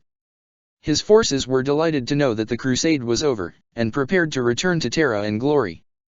On the way to the throne world, however, tragedy struck, and Macarius died. The exact circumstances of his demise are unknown. Official records indicate that the War Master had contracted a potent fever on one of the worlds he had conquered, and the disease had finally taken him. Yet there are many other versions in the Ordo's archives. Some claim that Macarius, broken by the refusal of his men to continue the crusade, simply faded away in his sleep or even took his own life. Other accounts tell of darker reasons for his death, which, if confirmed, would shed a disturbing light on the events that followed it. The human who dared to claim the title of War Master looked upon Azrael with hate-filled eyes, but no sound passed his lips. The agents of the Lord of Lies had worked well, poisoning Macarius over the course of the entire crusade, also that when the end came, his soul would belong to Azrael.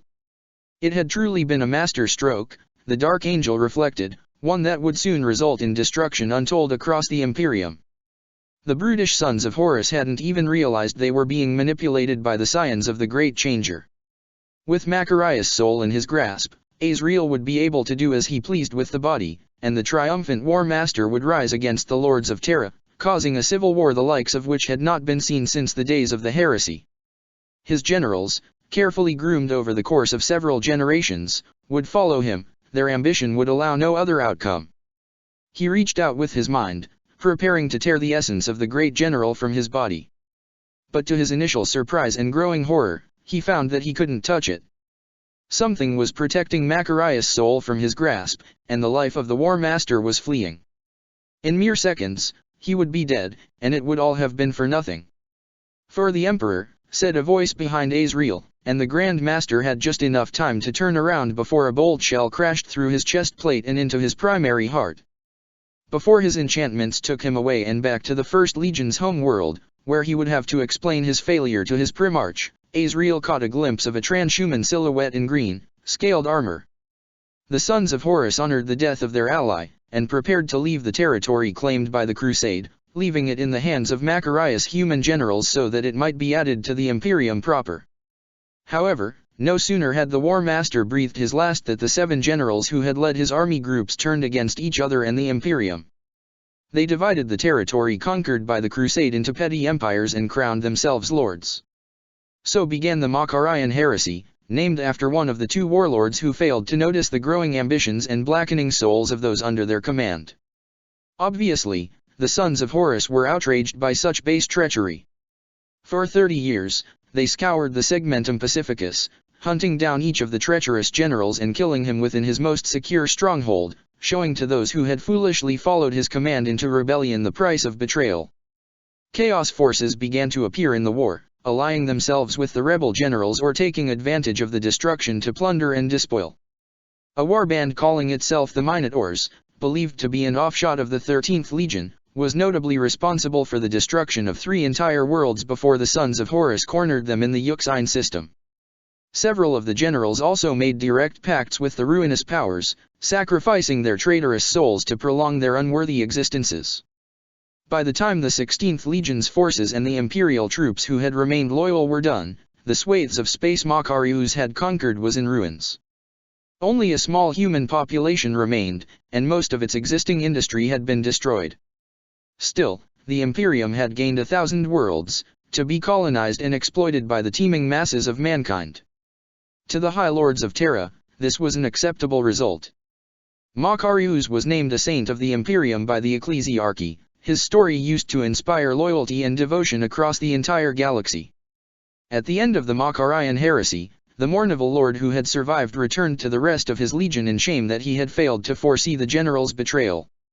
A new Mournival Lord was selected, and the Brotherhood renewed its ancient oaths to preserve balance within its ranks, no matter the circumstances. So did the 5th century of the 41st millennium began for the 16th Legion with one more shame added to their past, and many more vows to atone for it through battle. Now, as the 41st millennium draws to a close, the forces of the Black Legion are rising once more. Dozens of warbands have been sighted outside the Eye of Terror, and more Chaos Marines from other legions don the black of Fabius Armada with each passing year. All they await is a suitable leader, one willing to guide them out of the Eye and into war against the Imperium.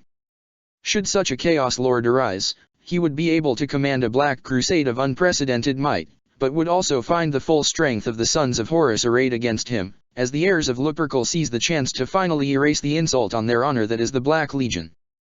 Luft Huron, the savior of Badab. Born on the hive world Badab Primaris, in the Segmentum Ultima, Luft Huron was selected to become a son of Horus after the 12th Company of the 16th Legion took heavy losses fighting back a massive pirate invasion from the nearby Maelstrom. Luft took well to the implants, and became a member of the Scouts.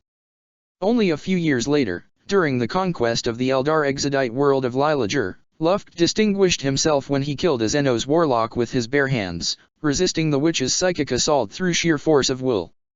Many among the company believed this marked him for greatness, and he was quickly elevated to the rank of full Asteroutes.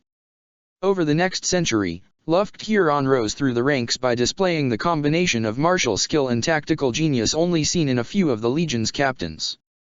When the 12th captain, Rovak Blake, fell in battle against an Orc war boss, he was selected by his peers to succeed him. This ascension was as quick as it was unceremonious, for with the fall of Blake, the Orcs had seized the momentum of the ongoing conflict between them and Imperial forces of the Maelstrom Zone. A Wa'ak emerged from the warp storm, and converged on Badab Primaris, Luft's home world. Determined to prevent the planet's loss to the Great Beast, Huron planned a devastating counterattack, aiming to kill the war boss who had killed his predecessor and break the cohesion of the enemy horde. The resulting duel left Huron gravely injured, with almost half of his body needing to be replaced by cybernetic augmentations, but the plan worked. With the death of their leader, the orcs turned on each other, becoming easy prey for the Imperial forces. The grateful population of the Hive world bestowed upon Huron the title of Savior of Badab, and he has since led many operations against all enemies of man.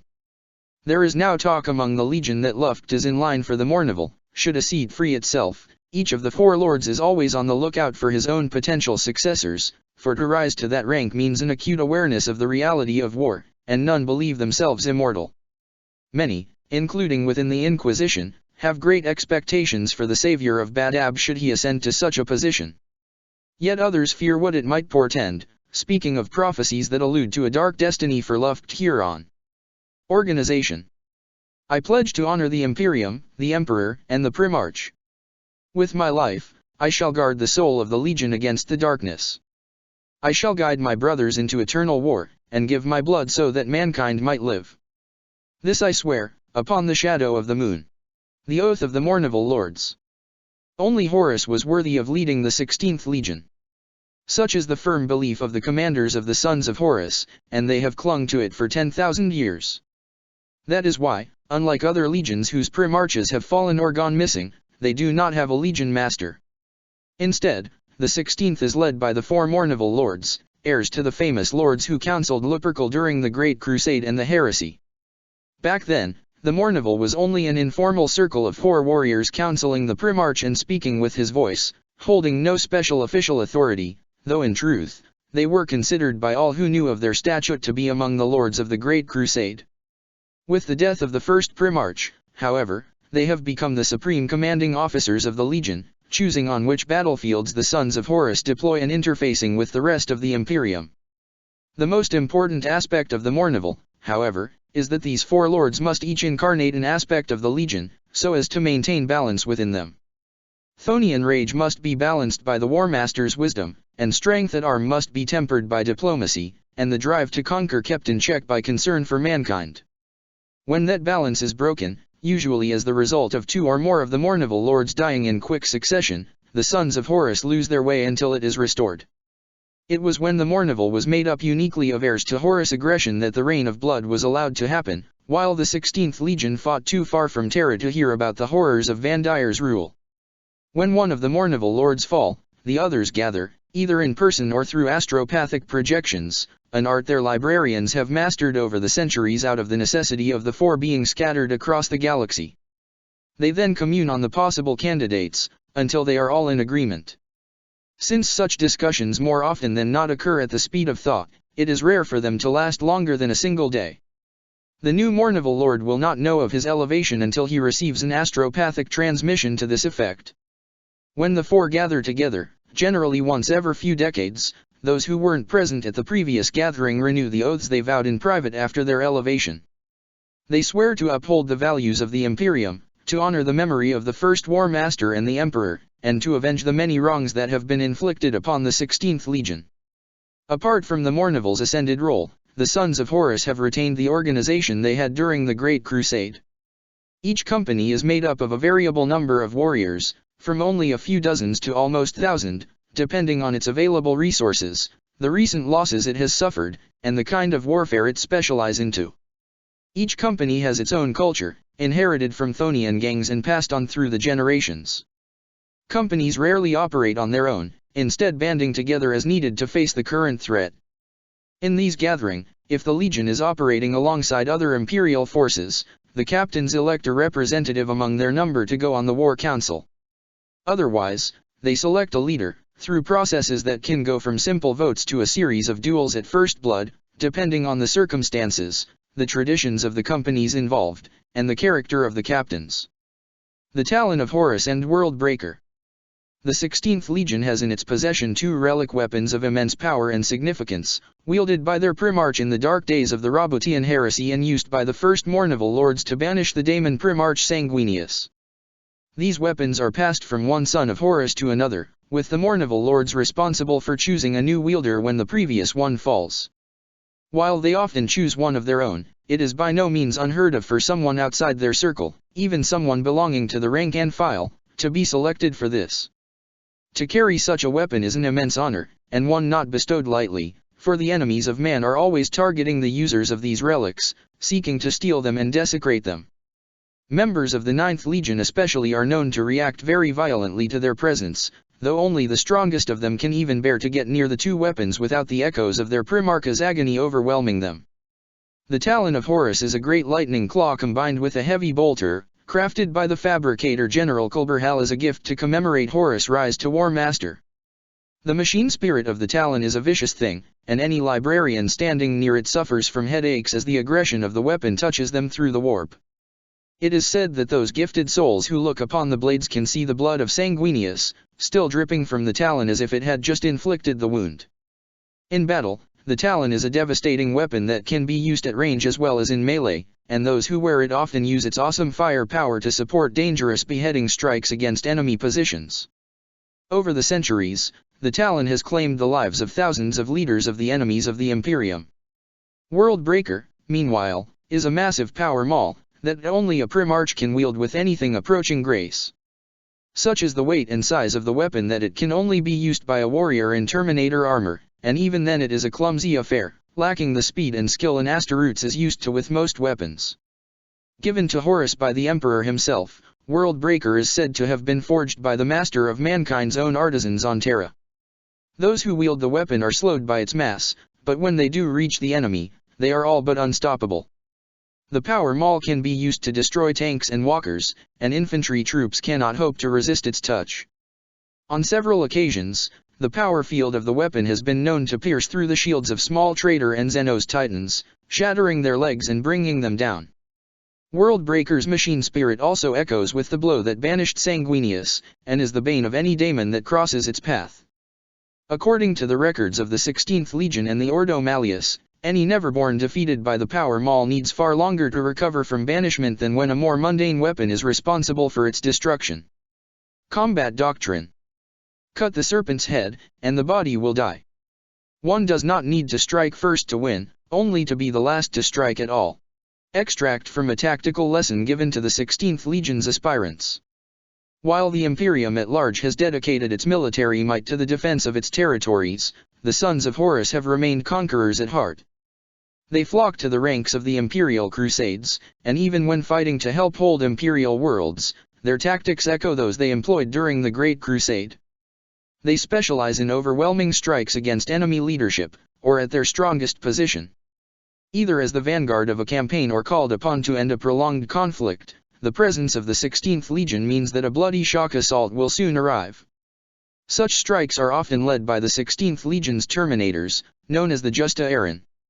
Ever since the days of the Great Crusade, the Sons of Horus have had access to more suits of Terminator warplates than the other legions, due to their statute as the War Master's Legion. The Justa Aaron, the Lost First Company. During the Great Crusade, the Justa Aaron were the Legion's Terminator elite, gathered in the First Company under the leadership of Ezekiel Abaddon. When the first captain died during the Clone Wars and the Legion began to scatter in several battle groups, so did the Justa Aaron. Some of them attached themselves to the Mournival Lords, pledging their lives in their defense, while others joined other companies and assumed the roles typically assigned to Terminators. The First Company effectively ceased to exist, with Abaddon as its last leader, hence the nickname of the whole order as the Lost First Company. Eventually, these warriors who had once fought under Abaddon all died, their suits of armor inherited by others in the company they had pledged themselves to. But their traditions lived on, and over time, every Terminator bearing the Eye of Horus came to call himself a member of the Justa Aaron.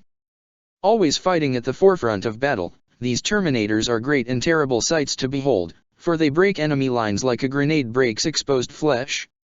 The Sons of Horus favor melee over all other forms of warfare, for it makes the most of their transhuman physique. There are few enemies in the galaxy that don't know fear when being charged by Astaroths, and the mere shock of the 16th Legion's sudden arrival, combined with their martial skill, is often enough to end a war before the foe even knows it has begun. For all the balance brought by the Mournival, the Sons of Horus aren't afraid of collateral damage, and will not hesitate to use overwhelming force against their target. Such a use of power far in excess of what is required is meant to break the enemy's will and ensure the Imperial forces following the Astartes' spearpoint have no difficulties bringing the foe to compliance. But war isn't the only tool available to the captains of the Sons of Horus. Every officer of the 16th Legion carries within him some shard of their lost Primarch's greatness. They can be shrewd tacticians, terrifying warriors, but also great diplomats. In the Age of Imperium, this last trait is most used when interacting with other organizations of the Imperium, be they stuck-up noble generals from the Imperial Guards, secretive tech priests of the Adeptus Mechanicus, or obtrusive bureaucrats of the Adeptus Administratum. Many of the Sons of Horus with a gift for diplomacy employ the method known across the Legion as the Abaddon Gambit, which involves going to any negotiation accompanied by a warrior as blunt as possible, who will make plain to the other party what they are risking by refusing the Legion's demands. Then the diplomat will interfere, proposing a more peaceful alternative, and appear all the more reasonable for it. This tactic is said to have been used by Horus himself with the Mournival, and it has served the 16th well over the centuries. Homeworld. While the homeworlds of other legions have prospered under the guidance of their lords, Thonia has remained a savage place, and most definitely qualifies as a feral world, despite the remnants of technology scattered on its surface. The skies and soil are polluted by the thousands of years of reckless exploitation, forming great rivers of toxic liquids and piles of debris the size of mountains. It is in this environment that the gangs fight one another over what little resources remain, in an endless cycle of violence that allows only for the strongest to survive and none to prosper. The Sons of Horus do not interfere in the daily affairs of its gangs, only taking a hand when signs of chaos corruption appear, in which case they brutally purge all those involved. From their orbital fortresses, they watch the gang wars, searching for those worthy of becoming legionaries. Apothecaries wander the tunnels of the world, healing those wounded in battle if they consider that their bloodline will strengthen the gene pool. The gangs have learned, after many years, to leave this white-armored giants alone, though there are a few tales of young boys who fought against one and were not only spared, but taken to the stars as a reward for their courage and skill. The people of Thonia are aware of the greater Imperium, though they lack any true understanding of its scope and might. They worship the Emperor as the master of mankind and the one responsible for the occasional supplies appearing in temples and caches across the labyrinthine complex of the underground. In truth, these supplies are delivered by the Sons of Horus, to keep the cycle of life going on a planet where agriculture is all but impossible and food, air, and water are recycled over and over again by ancient machines most Thonian lack the knowledge to maintain and repair. Without these shipments, Thonia's society, such as it is, would have utterly collapsed long ago in a vicious cycle as resources became ever more scarce and violence between gangs increased due to desperation. Beliefs. The Legion is all. 16th Legion's motto. To be son of Horus is to be heir to the Imperium's greatest glories and greatest shames. They are the mightiest of the loyal Space Marines legions, their victories are beyond counting, and they are the very image of an Asteroutes to the wider Imperium. Yet every legionary bearing the Eye of Lupercal also knows that his forebears failed in defending their Primarch, that their Primarch failed in killing Sanguinius, that the Legion failed to destroy the abominations Fabius Bile created from Horus' cold corpse. Studying each of these failures is an obsession among the ranks of the 16th Legion, one many outsiders have pointed out as unhealthy. The Sons of Horus believe that only by contemplating their past failures can they learn from their mistakes, but others see the damage they are inflicting on themselves by dwelling on their defeats so much. Interpretations of each failure's reasons vary, and can sometimes lead to brutal intra-legion conflict, with captains challenging each other in duels, and, in a few extreme cases, open warfare. Some warriors believe that Horus fell because he was weakened by mercy, and so seek to purge themselves of it. Others believe that the heresy happened because mankind did not know enough of the galaxy's threats, and spread knowledge of the warp to those who fight alongside them, going against the Inquisition's will. Such extremism is the principal reason for which the few Sons of Horus who succumb to the call of chaos fall. Their beliefs and philosophies are slowly twisted by the ruinous powers until one day, the warrior wakes up and discovers that he has become what he once abhorred above all else, and that he doesn't care. But dwelling on the past isn't the defining trait of the Sons of Horus, merely the consequence of what the 16th Legion went through. What lies at the core of their souls is passion, strong and burning as the core of their savage homeworld Thonia. Channeled through the Legion, that passion takes many form, a battle rage that can overcome any odds, a sense of brotherhood just as strong as that of the World Eaters, and a dedication to the Imperium that would make a Modominant Inquisitor feel inadequate. While it has many uses on the battlefield and beyond, this passion must be balanced with discipline and self-control, just as is the case within the Mournival. Chaplains of the sons of Horus spend as much time tempering their brethren's rage as those of other legions spend rousing it. Focus is the one virtue exalted above all others, to channel one's burning fury into a cold rage that will make a warrior even more dangerous. The sons of Horus also carry on many of the gang traditions of Thonia with them to the stars, alongside that world's fiery nature. A complex sign language and battle cant is part of that heritage, as is the tradition of engraving runes of fortitude upon a warrior's teeth. Loyalty to one's brothers and commanding officers is also strong, but those who receive such loyalty must always strive to earn it and remain worthy of it. A deep sense of pragmatism also runs into the legion, which will consider any course of action in order to claim victory. Despite the infamy the 6th Legion has brought to the iconography of the wolf, the sons of Horus have kept a lot of their legacy from the Luna wolves, which is probably responsible for the fact that the animal hasn't been completely wiped out on every imperial world. They also use moon emblems to mark their own place in the balance of tempers that makes up the 16th Legion, with the Mournival lords each adopting a phase of the moon as their own heraldry. The Horusian Inquisitors and the Exorcist Marines. The tale of how Horus was struck down by an assassin and delivered from possession has endured through the ages. Today, it is an important part of imperial mythology, telling how the first War Master was saved by the noble sons of the Cyclops and his own faithful warriors, a story to teach the importance of loyalty and devotion. But over the millennia, many Inquisitors have regarded the tale in a different light. They believe that this traumatic event gave Horus a clear knowledge of chaos, as well as an unbreakable determination to see it defeated. Calling themselves the Horusian, they accumulate knowledge of the ruinous powers, not their tools or weapons, that only the most extremist of Inquisitors dare to wield, in order to know how to combat it.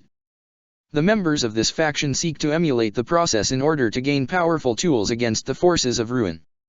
Only by facing chaos can one gain the knowledge and strength of will required to oppose it, and only by going through the same horrors Lupercal endured can one successfully do so. They subject themselves, or, far more often, their servants, to demonic possession, quickly followed by exorcism. The rate of survival of these procedures are low, but those who survive with their sanity relatively intact gain a resistance to any psychic powers, complete immunity to further possession, and an undying hatred of chaos and all its minions. Secondary effects include persistent nightmares for the rest of the subject's life, severe physical trauma, and other mental afflictions. The more Puritan Inquisitors, of course, consider this practice outright heresy, for it requires the knowledge of daemon summoning and binding, something that could easily be used to create a daemon host. In their eyes, while noble in intent, it is ultimately just one more step on the path to radicalism and corruption. And there is some truth to their misgivings. On several occasions, the circles of containment have failed, and the would-be exorcised was consumed by the daemon within, becoming a being of terrible might and evil. Since only the most strong-willed individuals are selected for the procedure in the first place, the daemon hosts created in such catastrophic failures are exceptionally powerful. Despite this, there are some within the very ranks of the sons of Horus who are willing to undergo the procedure, seeking to share the same experience as their long-lost Primarch. Space Marines survive the process far more easily than common humans, and receive the same benefits. Among their brothers, they are known as the Exorcist Marines, and are the choice troops of the 16th Legion when facing demonic foes. However, due to the terrible consequences should the practice become widely known, and quite likely misinterpreted into outright demonic possession, the sons of Horus do their best to keep it a secret. The Exorcist Marines do not wear any special insignia, even when they are deployed against the Neverborn. Only their brothers and commanding officers know of the great trial they have endured. Recruitment and genocide. The gene seed of the 16th Legion is untouched by any mutation or defect, all Astaroth's organs function perfectly, and its rate of viable aspirants is among the higher of the loyal legions. The only known secondary effect is the phenomenon known as the True Sons. Making up a sizable portion of the sons of Horus, the True Sons are those in whom the gene seed of Lupercal changes their features into an image of the defunct Primarch. This trait was already present during the Great Crusade, with Horus Aximand being the one who most resembled the Primarch, prior to his disfigurement at Sanguinius' hands. The True Sons are seen as favored by their brothers, and in some companies, they are selected above their brethren for advancement.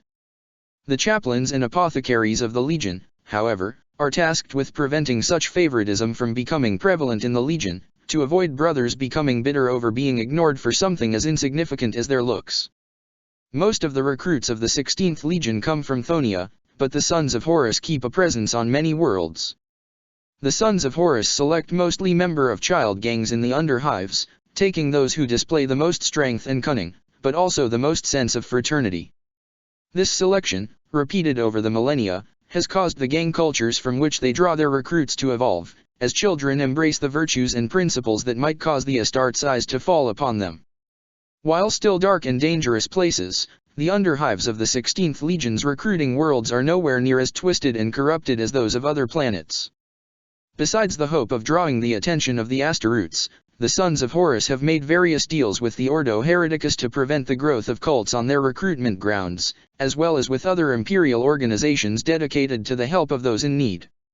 Ironically, while Thonia itself has remained a hellish environment for 10,000 years, it is frequent for hive worlds selected by the 16th to become unsuitable for recruitment after a few centuries. As the mentality of the gangs change and the humanitarian organizations spread their efforts, the level of danger in the underhive lowers, and the Sons of Horus end up stopping recruitment altogether. Fortunately, the Imperium is vast, with tens of thousands of hive worlds with lawless undergrounds. The Sons of Horus are sure to never suffer from a lack of potential recruits. Warcry. Apart from the scouts, no warrior of the Sons of Horus would fight in silence. Though they changed their name 10,000 years ago, the spirit of the Luna Wolves is still strong within the 16th, and they howl their war cries as they charge their foes, letting them know exactly who has come to bring them death. The most common cries are Lupercal, for the Emperor and the War Master, and the famous call of the Mournival Lords themselves, kill for the living, and kill for the dead. Things are different, however, on these occasions when the Sons of Horus face the hated Black Legion. In these battles, there is no battle cry, no proclamation of vengeance from the Sons of Horus, though the traitors always indulge in taunts and gruesome promises. The mere sight of the Black Legion is enough to cause any warrior of the 16th Legion to fall into a trance-like state of absolute fury. On these battlefields, the Sons of Lupercal communicate with each other through signal language and vox clicks, and those who fight at their side, used to their usual behavior, are always terrified of this change.